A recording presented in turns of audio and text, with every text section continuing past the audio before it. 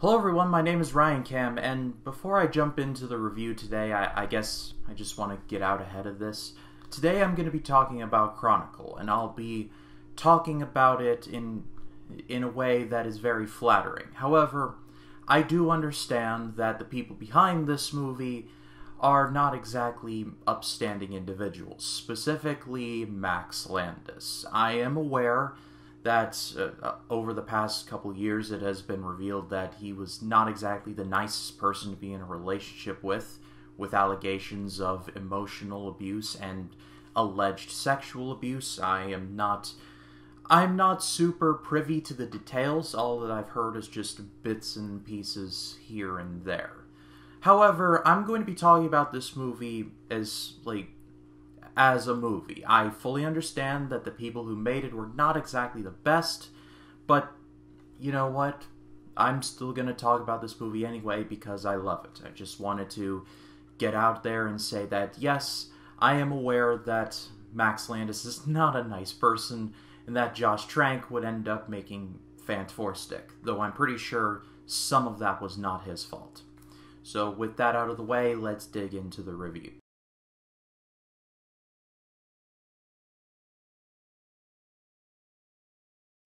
Hello everyone, my name is Ryan Cam, and Chronicle from 2012 is much better than you remember. I remember watching this movie for the first time about a couple years after it was released. I think 2013 or 14.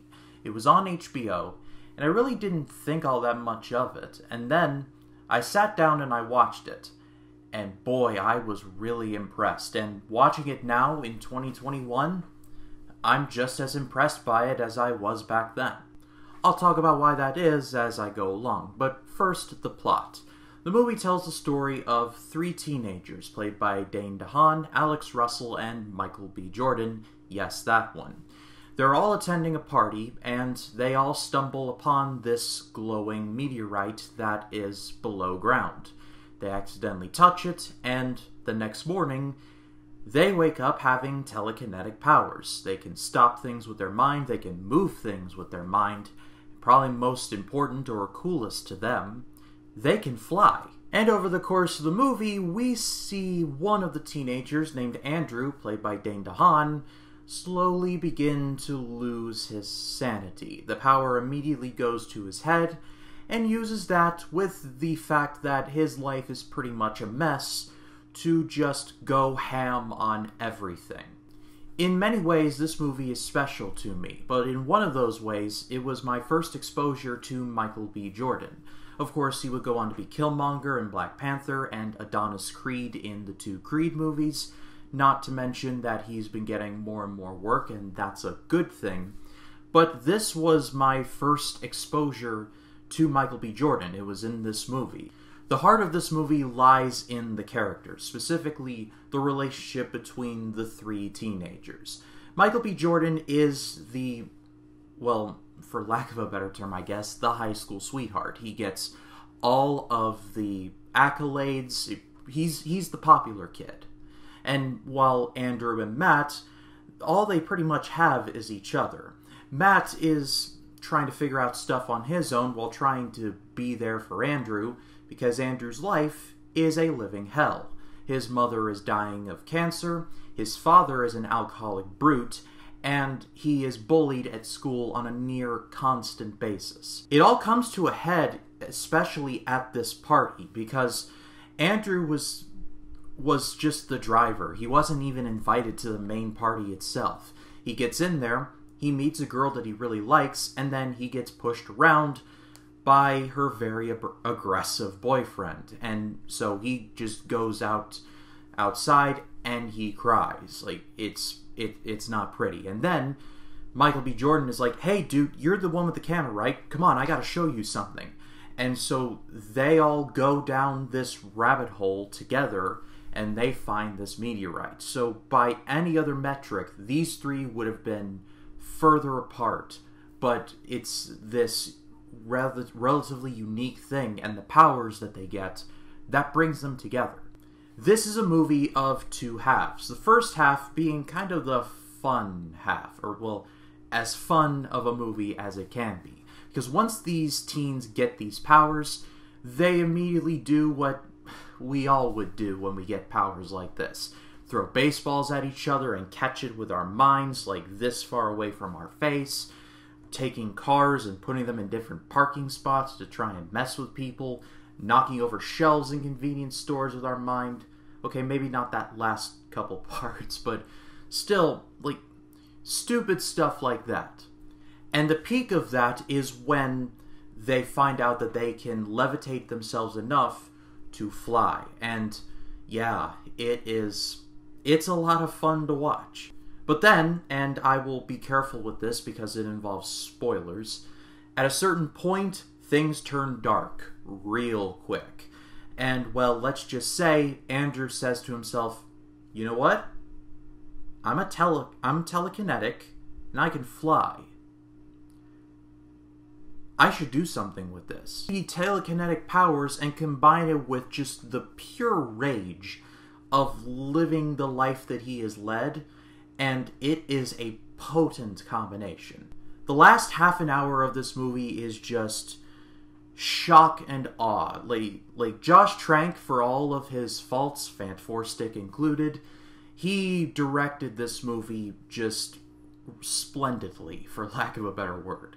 And that goes double for the found footage aspect, because this is a found footage movie. And I know that some of you are like, Ryan, found footage is crap.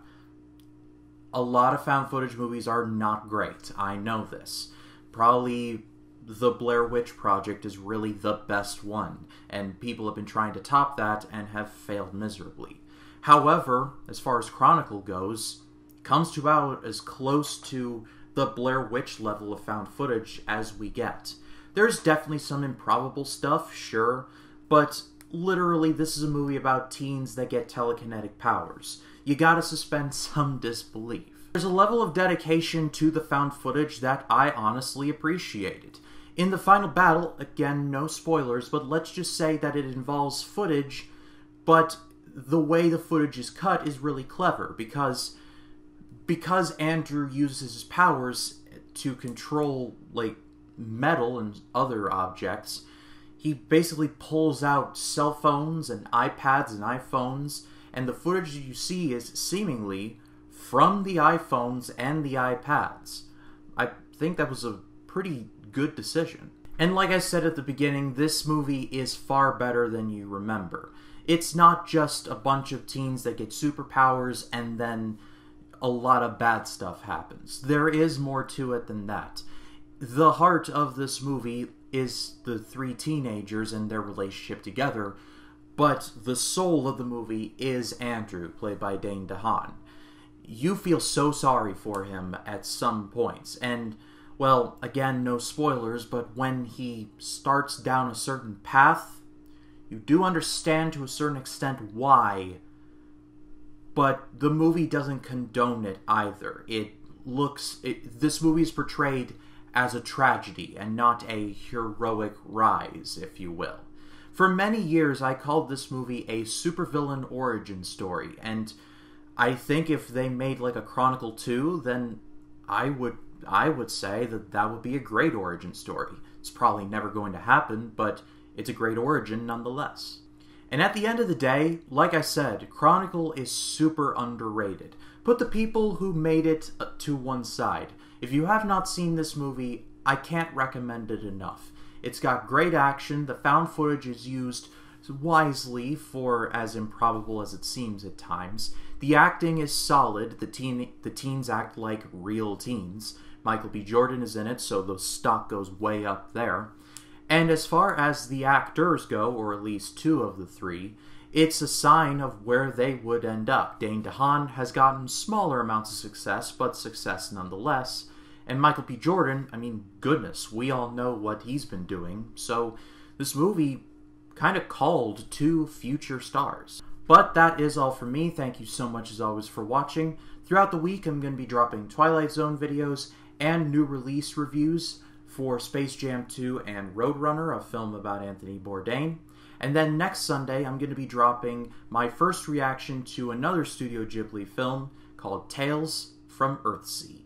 But if you like this video, please be sure to leave a like, comment your thoughts down below, and if you like this video and you want to see more like it, hit the subscribe button and click the bell to allow notifications. That way when a new video drops, you'll be the first to know about it. My name is Ryan Cam, and I'll see you in the next one.